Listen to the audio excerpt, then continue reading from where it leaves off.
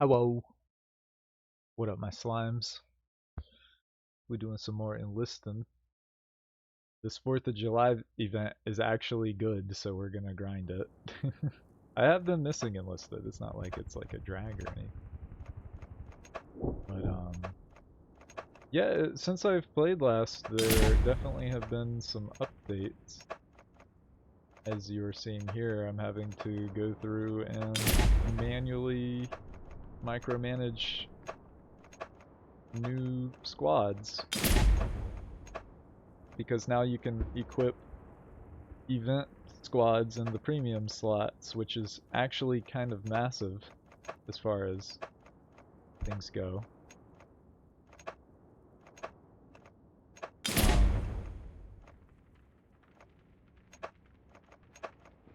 Hmm.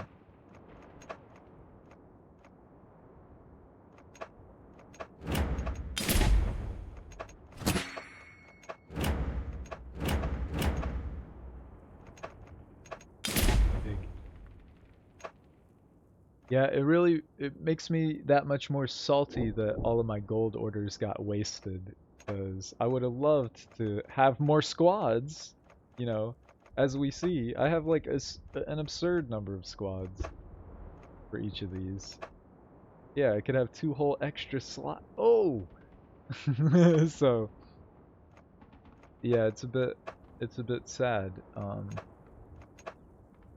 that we don't have, you know, nice weapons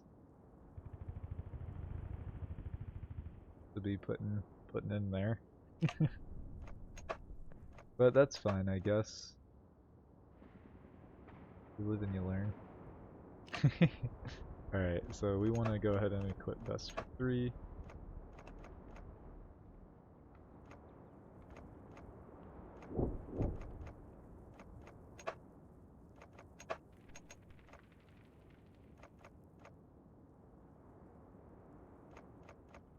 Um,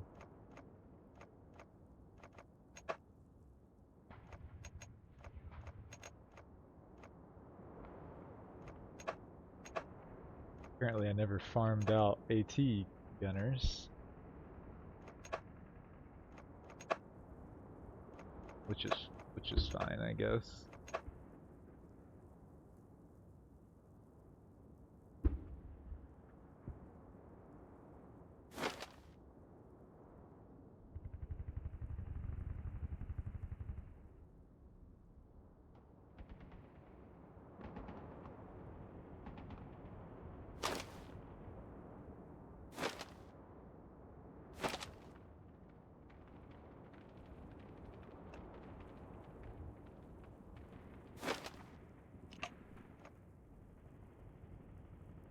Alright, so he's kitted out. We need one more.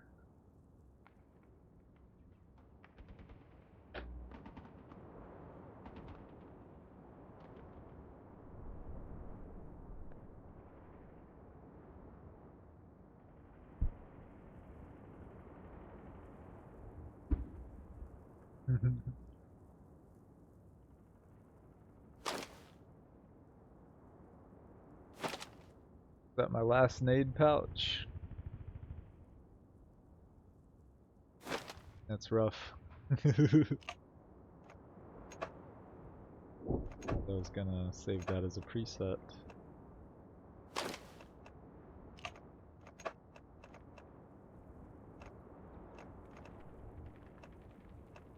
Already had one set. Interesting.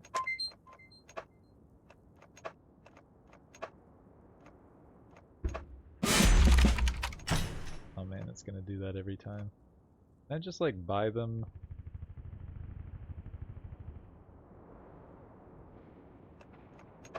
Yeah. My vast sum of 250 silver.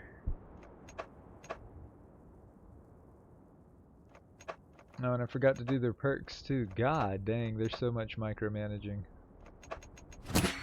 My life will never be the same.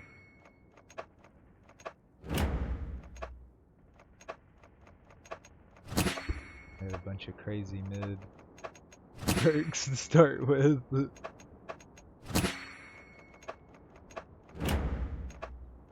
damn it.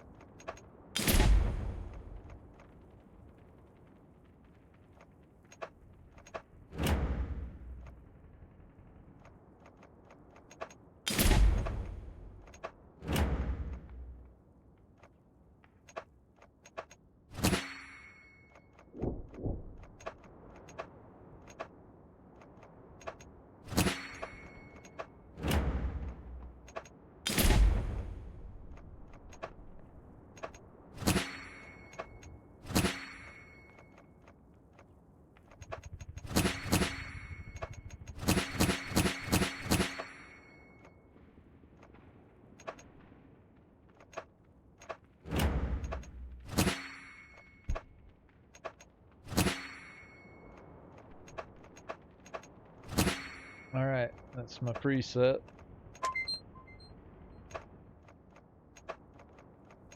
But yeah, I was doing this off stream and I was like, you know what, let me just go ahead and fucking stream. So I don't know how handy oh.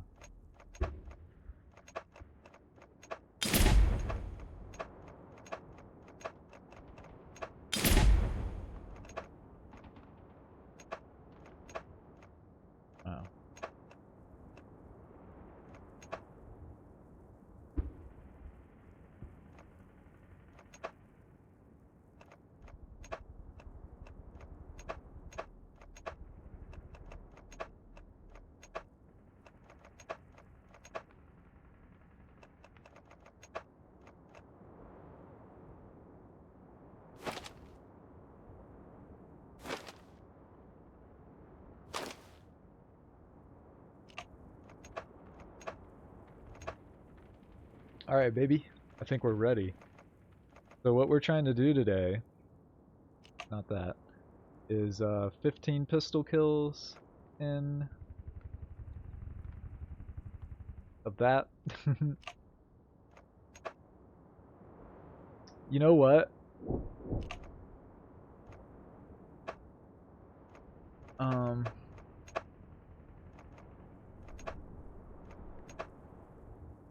Yeah, I wonder if I should give them the two things so they can be running around with shotguns too. That just sounds like a fun way to play. Though losing the backpack is objectively not good.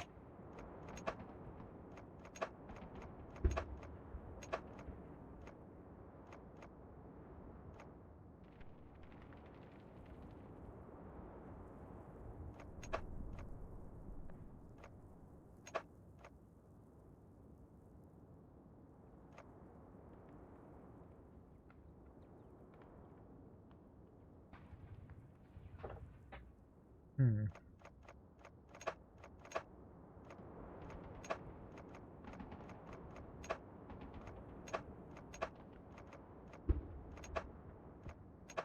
Yeah, it's so tempting.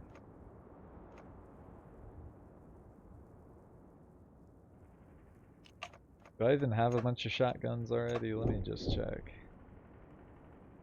Or can they even use shotguns? That would be a good thing to know. But where did I get that thing? I do have a single shotgun.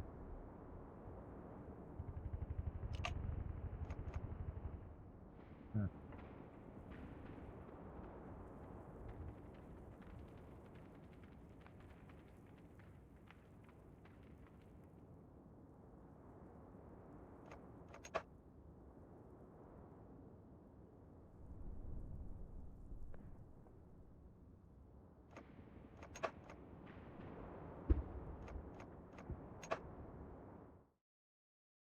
Let's see.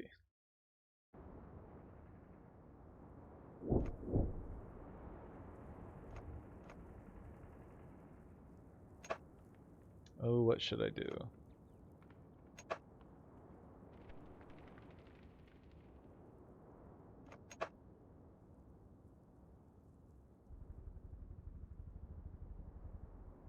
Because it's like the shotgun's objectively not that good. But it's kind of fun, so I'm like, shit. And I don't think I ever actually upgraded it. Like, where the hell even is it? Here it is.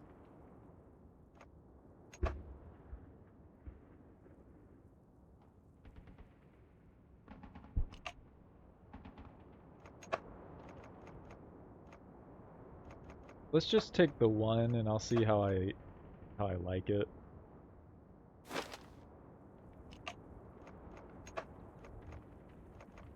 I guess that's what we can do.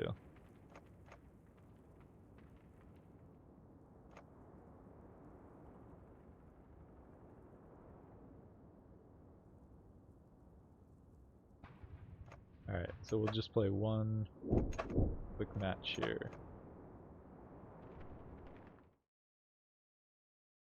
We're also going to check out Nate Higgins' TGS episode 222.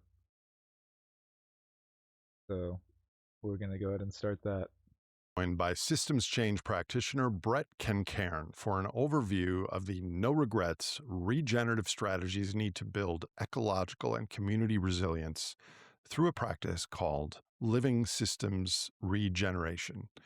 Brett Kencairn is the founding director of the Center for Regenerative Solutions and senior policy advisor for climate and resilience for the City of Boulder, Colorado's Climate Initiatives team, where he coordinates the city's nature-based solutions work. Brett has extensive experience in regenerative ecosystems and economic design and implementation. He has also worked across the Western United States in community-based initiatives. Additionally, he is the co-founder of multiple organizations, including the Rogue River Institute for Ecology and Economy, Veterans Green Jobs, and Community Energy Systems. In this conversation, we explore why overemphasizing carbon accounting has obscured the second and equally important leg of global heating, land use change and soil degradation. Brett breaks down why land use change accounts for over a third of excess carbon and how acknowledging this reveals a clearer, more manageable path towards local ecological regeneration and stability. Most excitingly, Brett shares some of the ways he and others have put theory into practice over many decades through community-led stewardship initiatives that are restabilizing land and local water cycles.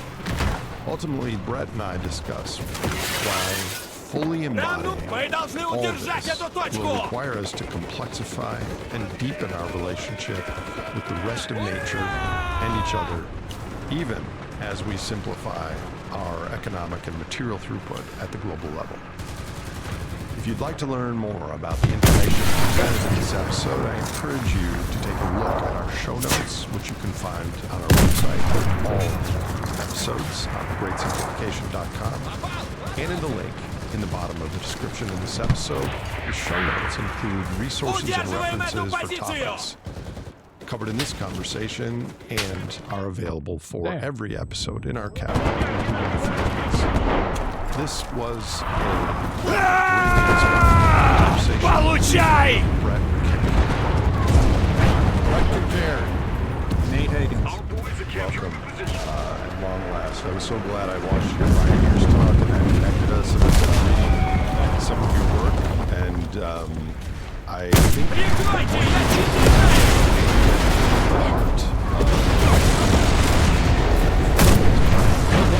I've been a regular listener for quite a while now. Who works in the same space that I sent it to me. Actually, as I was returning from the UN Convention on Biodiversity a few years ago, he said, "You need to listen to this piece."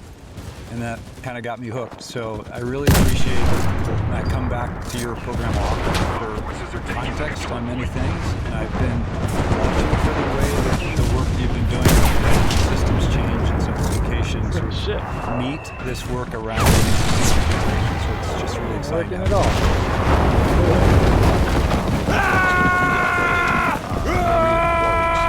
Something that I saw in your work. I quote quote, "We cannot stabilize the climate, reverse the loss of species, and protect place-based, indigenous, and traditional cultures without a global movement to regenerate the 50% plus of living system function that has been lost on this planet." So let's start there. Can you explain what this and against what baseline and what do you mean by all that? Yeah, so I work for the city of Boulder.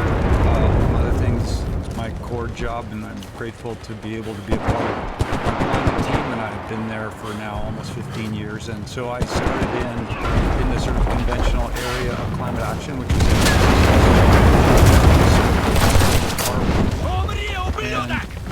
about 5 or 6 years ago, maybe a little longer, we started also working on the sort of nature-based, or what was called natural climate solutions work at that point, which was basically looking at the living world as just a carbon sink and how do we enhance its capacity. We started to try to really understand the mass that was representing, and it started to open up some discrepancies that didn't seem to make sense. Some numbers didn't add up. And to make a longer story shorter, what it led me down was a path to realize that the remarkable degree to which our climate is actually a phenomena created by life. It is a biologically mediated dynamic. It's not just a carbon machine that's run by CO2 in and CO2 out. It's actually been created by life to create the conditions that best serve all of us. And it's this degradation of that living system that we're now starting to see more and more is also at the heart of stabilization. So I already have so many questions. How related is that to the Gaia hypothesis? So some people sort of dismiss the Gaia hypothesis because it was intoning that the planet had a consciousness. I'm not going to try to weigh in on that. I actually have a sense that there's a lot more sentience to life than we know. But that the planet is a living, interconnected being seems now increasingly clear. And so, but let me just give you some of the statistics that we started to unearth as we were starting to try to understand what role the living world had in climate and how that basically affects the dynamic. So we're living on a planet right now that, according to the World Atlas of Desertification, suggests that something like 75% of the terrestrial world is deeply degraded. We have a planet in which we've abandoned more agricultural land than we're actually using. So we're using about 1.5 billion hectares for agriculture. We've already abandoned about because it's no longer productive. And what happened to that 2 billion hectares? A lot of it is now desert. I mean, you think about, again, it's a kind of truism, you think about the cedars of Lebanon. Lebanon is incredibly beautiful. I loved your piece, by the way, on Lebanon, and you know, the whole Fertile Crescent, the way that's where agriculture started. That's where we started to do repetitive agriculture in ways that started to degrade those sites. And as a consequence, so much of those land areas are now, they're desert. So, and then some of the other ones that have emerged more recently that are just so shocking, things like the actual tonnage of plant biomass on the planet has been reduced by 50% since essentially about 10,000 years ago. We're on a planet that has a third less forest than it had, even some of it just in the last 100 years, the acceleration of deforestation is we know that the biodiversity numbers for something like 73% of all species are in decline. Some of them that are just so shocking. Wild mammal biomass. 10,000 years ago, 95% of all animal biomass was wild animals. 5% was humans and our domesticates. It's now 95% of all animals are humans and our domesticated species. 5% are wild. I knew that one, but the things that I hadn't seen were some of the more recent ones around the ocean. We have an ocean where the phytoplankton has declined by 40%. Marine fish biomass is down by 60 to 80% over its original levels, much of that in the last 100 years.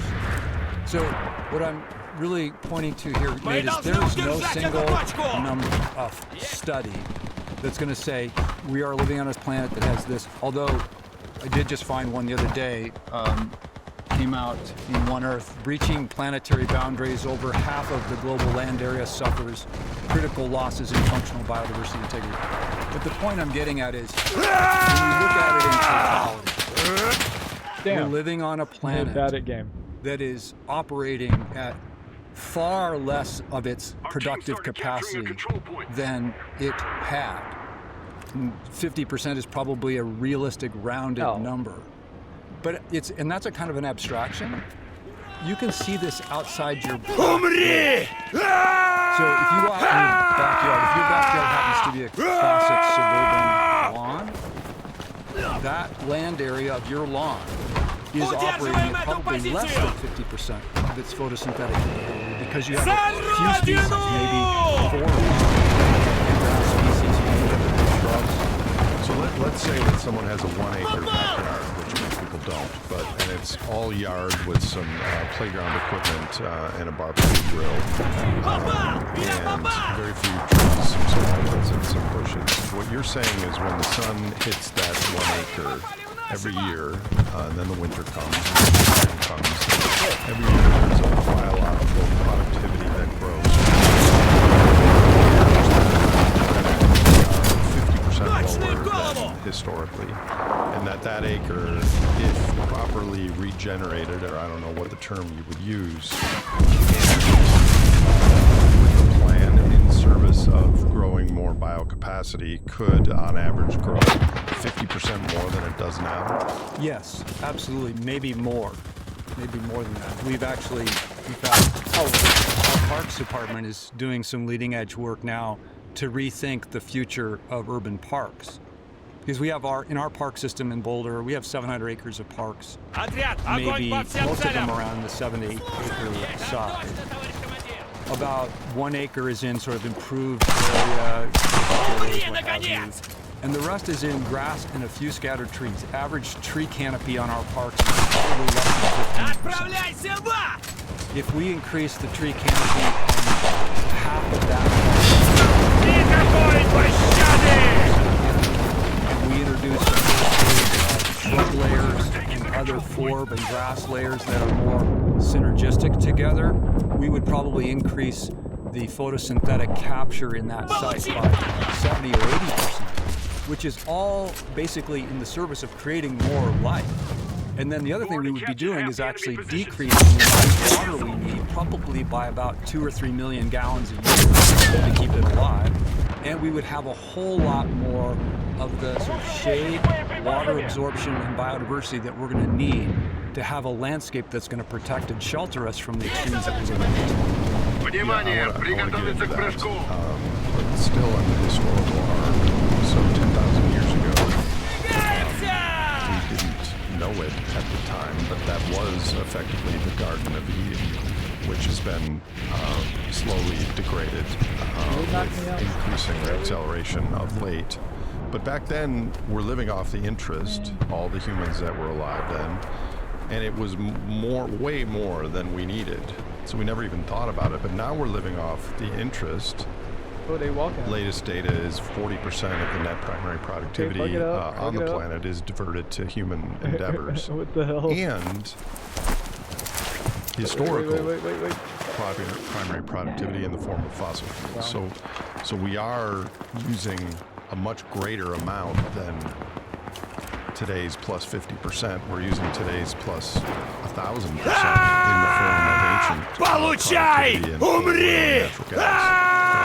Yeah, and I want to come to that sort of petrochemical bump in a little bit, but just to stay with the sort of land capabilities. I think one of the things that's beautiful if we think about it is that we actually have the stories from our elders of what it lived like and felt like to live on a planet that was operating at much more of its capacity. So, when we hear the stories about the skies would become black with carrier pigeons, because there were just so many, they could literally walk across the valley. Those weren't metaphors. That's how, when you would look across the plains, and there would be buffalo of such magnitude that everything was moving. The sad thing is in the last 10,000 years, those things you just mentioned were only 150, 200 years ago. Exactly. So I do want to, before people jump off a cliff in depression here, I want to make sure that we... I think the climate issue swallowed the environmental, and that it became the existential issue. And that as a consequence, we stopped paying attention to what was actually happening around us. Just the last 30 or 40 years, the acceleration of these dynamics has been so remarkable. But there are examples, historical and current, of people and places where we have reversed. I think the most striking example of that, for me culturally at least, is in our own Great Plains and what happened during the Dust Bowl. I think if people haven't watched, a documentary about the Dust Bowl, Ken Burns did a great one, by the way. You should do that, just because it's instructive to see what it might have felt like to live through a living hell of that kind of ecological breakdown.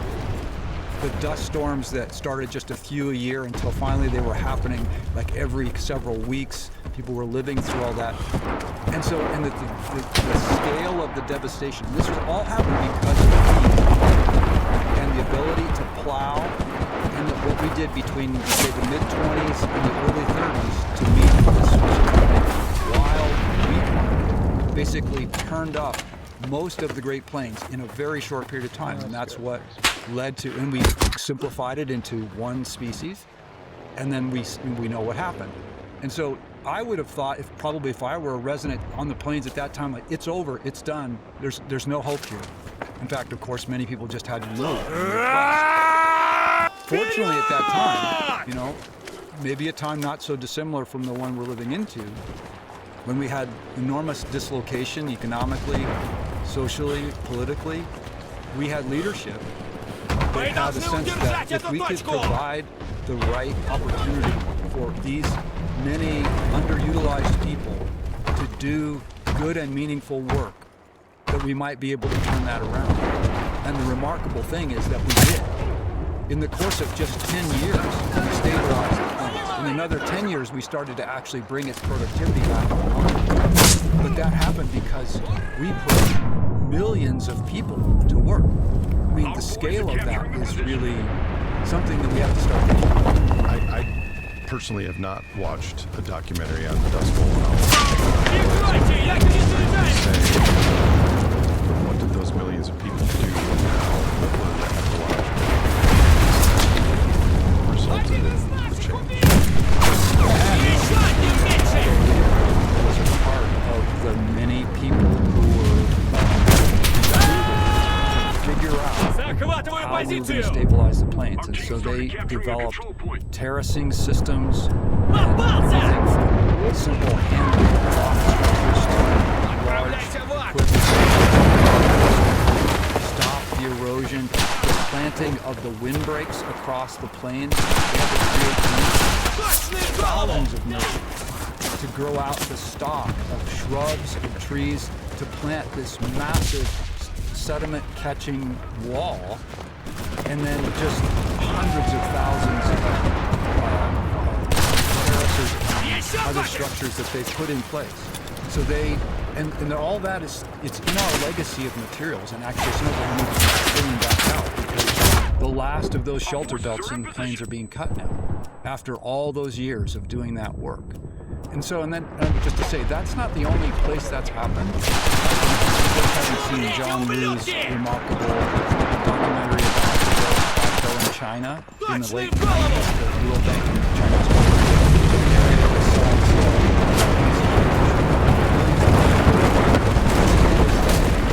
human beings had basically exploited for thousands of years. It's one of the so-called cradles of civilization. Oh shit.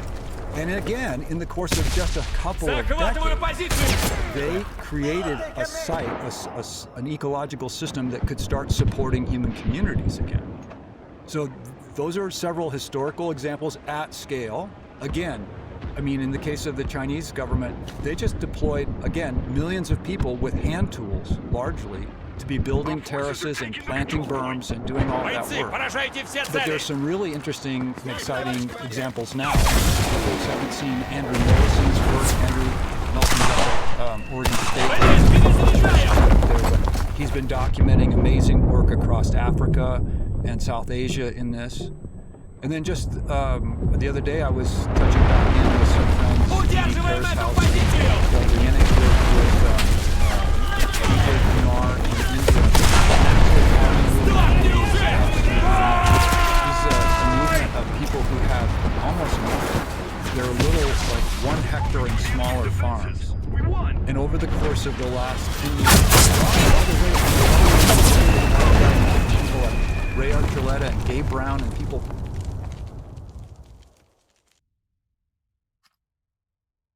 I think we're gonna head out right here. Did we get best on the team? We did. Let's go. Duh. I feel like I won't even doing that good. But alright. So we need 5 more with the special. And we calling it a day, baby.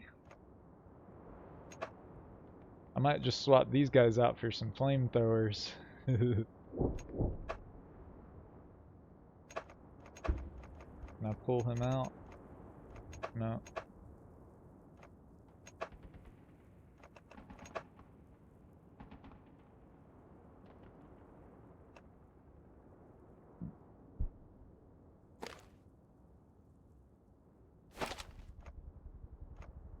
Oh.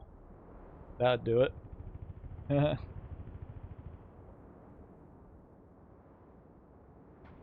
Well,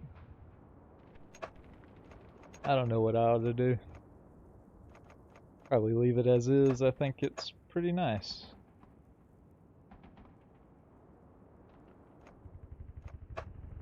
Oh. Yerp.